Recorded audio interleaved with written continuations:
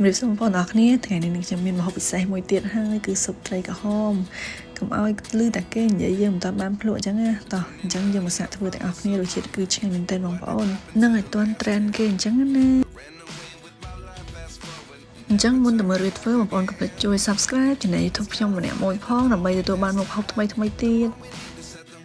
សម្រាប់គ្រឿងផ្សំទឹកស៊ុបយើងថ្ងៃនេះគឺមានអំពិលទុំអំបិលប៊ីចេងទឹកត្រីស្ករត្នោតទឹកដូងខ្ចីនិងគ្រឿងសម្រាប់ធ្វើទឹកស៊ុបមួយទៀតគឺយើងមានប៉េងប៉ោះលឹកក្រូចសើចម្ដេងគល់លឹកគ្រៃខ្ទឹមសហើយនិងម្ទេសក្រហមបញ្ច្រាំជាមួយនឹងគ្រាប់កូរកាក់បងប្អូនសម្រាប់ប្រភេទសាច់យើងមានប្រភេទជាត្រីក្រហមមឹកបង្គាយើងអាចថែមជាមួយនឹងសាច់គោប្រហិតក៏បានដែរបងប្អូនតែសម្រាប់ខ្ញុំមានតែសាច់តែប៉ុណ្្នឹងតែប៉ុណ្្នឹងអញ្ចឹងណា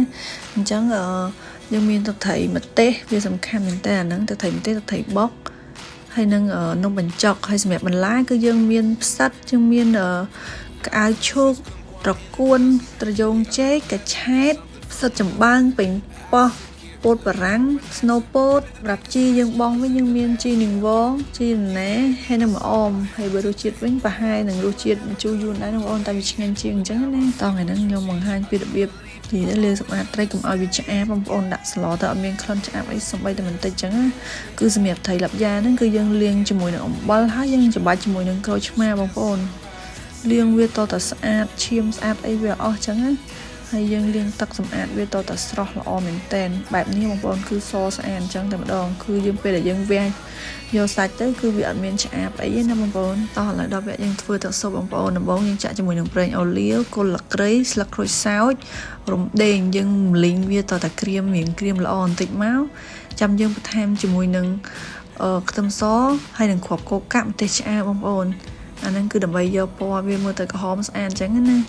ចឹងយើងបន្តលីងវាតឡើងក្រហមឬឡើងកាឡាតឈ្ងុយបងប្អូនបានយើងចាក់ជាមួយនឹងប៉េងប៉ោះក៏ដូចគ្នាដែរយើងរំលីងវាតឆ្អិនឡើងរលួយប៉េងប៉ោះល្អហើយបានយើងប្រើជាមួយនឹងអំពិលទុំអំបិលប៊ីចេងទឹកត្រីស្ករក្រហម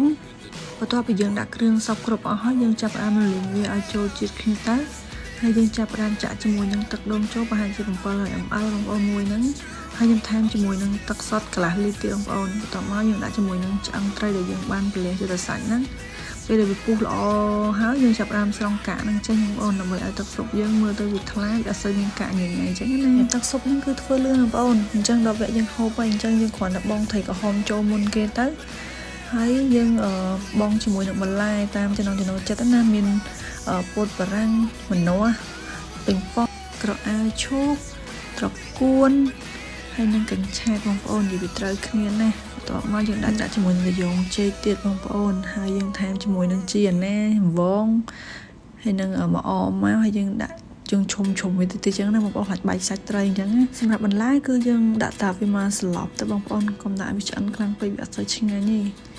អញ្ចឹងសម្រាប់ស៊ុបក្រហមយើងគឺរួចរាល់ហើយពេលដែលបន្លែយើងឆ្អិនតិចយើងថែមជាមួយនឹងមឹកហើយបង្គាទៅដោយសារពីមុខហ្នឹងវាឆាប់ឆ្អិនណាបងប្អូនអញ្ចឹងយើងមិនបងវាលឿនពេកទេយើងដាក់វាទៅមកពុះវាឆ្អិនហើយអញ្ចឹងរួចរាល់អស់ហើយបងប្អូនតោះយើងហូបទាំងអស់គ្នាសម្រាប់ស៊ុបត្រីក្រហមដែលគេកំពុងតែ trend ពេញ Facebook ហ្នឹងបងប្អូនគឺនិយាយថាជាតិរបស់គេមែនណាកុំឲ្យលឺតែគេថាយើងអត់បានធ្វើដល់ពេលយើងសាកធ្វើតាមគេពិតជាឆ្ងាញ់របស់គេមែនបងប្អូននិយាយទៅរសជាតិវាប្លែកម្យ៉ាងពីស៊ុបរបស់ខ្មែរយើងប៉ុន្តែវារសជាតិឆ្ងាញ់ជាមួយត្រូវជាមួយនឹងទឹកម្ទេសទឹកត្រីម្ទេសនេះដាក់ទៅនិយាយត្រូវជាតិគ្នាណាបងប្អូនអូយឆ្ងាញ់អរគុណច្រើនសម្រាប់ការទស្សនាវីដេអូមួយនេះ